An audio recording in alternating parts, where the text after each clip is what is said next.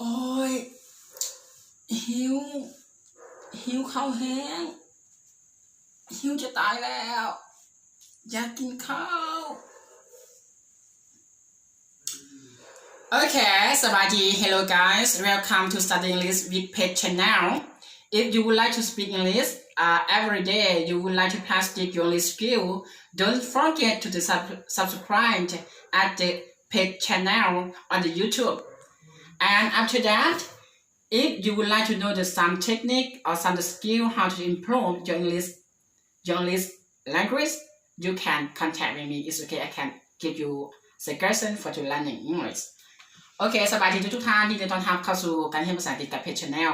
มื้อนี้เองเพจจะนำเอาเกี่ยวกับสำนวนในรูปแบบประโยคสั้นๆง่ายๆเพียงแต่3ประโยคเท่านั้นให้ทุกท่านได้เรียนรู้และฝึกเว้าภาษาอังกฤษมือละคำมือละประโยคและเรียนภาษาอังกฤษเคียงคู่กันโอเคมื้อนั้นภาษาอังกฤษในมื้อนี้ของข้าพเจ้ามีอยู่3ประโยคคือคำว่าหิวภาษาอังกฤษเขาจะว่าจังไดคือว่าหิวภาษาอังกฤษในมื้อนี้จะมีอยู่3รูปแบบก็คือ1ก็คือหิวจะตายแล้ว2ก็คือหิวเอาแท้เอาว่าหิวแห้ง3ก็คือแบบหิวแบบธรรมดาก็คือฉะนั้นมื้อนี้ข้าพเจ้าเองจะบอกประโยคคำว่า3ประโยคให้ทุกท่านได้เรียนรู้เคียงคู่กันโอเคเนาะ1คำว่า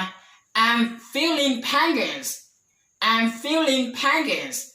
I'm feeling pangs แปลว่าค่อยรู้สึกหิวข้าวแห้งแบบหิวข้าวเอาแท้เอาว่า2ก็คือค่อยหิวข้าวแบบค่อยหิวข้าวจะตายแล้วค่อยหิวข้าวจนเป็นบ้าค่อยหิวข้าวจนเสียเส้นจนเฮ็ดหยังบ่เป็นมือสั่นตีนสั่นเฮาสามารถใส่ว่า I'm starving นอกจาก2ประโยคนี้ก็คือรูปแบบประโยคสุดท้ายเป็นรูปแบบประโยคที่เฮาเคยได้ยินแบบหลายๆทางเป็นรูปแบบ general เป็นรูปแบบว่าทั่วไปก็คือ I'm hungry ก็คือประโยคนี้เราสามารถใส่เป็นบ่ถึงขั้นว่าจะหิวเอาแท้เอาว่าก็คือฮอดโมงเฮาก็กินฮอดโมงเฮาก็สามารถอดได้และหลีกเลี่ยงบ่ได้ก็คือประโยคสุดท้ายที่เราต้องได้เรียนรู้ในเมื่อที่เราได้กินข้าวกินน้ำแล้วแน่นอนอยู่แล้วก็คือเราต้องอิ่มคำว่าอิ่มจนท้องสิแตกอิ่มเอาแท้เอาว่าอิ่มแบบอลังก็คือเราสามารถใส่ I'm stuffed แปลว่าคืออิ่มเอาแท้ว่าก็คือฉะนั้นมื้อนี้ก็คือ3ประโยคคำว่าหิวและก็1ประโยคคำว่าอิ่มจะตายแล้วหรือว่าอิ่มเอาแท้เอาว่าก็คือเราสามารถเว้าแล้วก็ฝึกเว้าภาษาอังกฤษไปเคียงคู่กันฉะนั้นอย่าลืมกดไลค์กดแชร์และกด Subscribe เพื่อติดตามการเรียนรู้ภาษาอังกฤษกับข้าพเจ้าไปพร้อมๆกันขอขอบใจ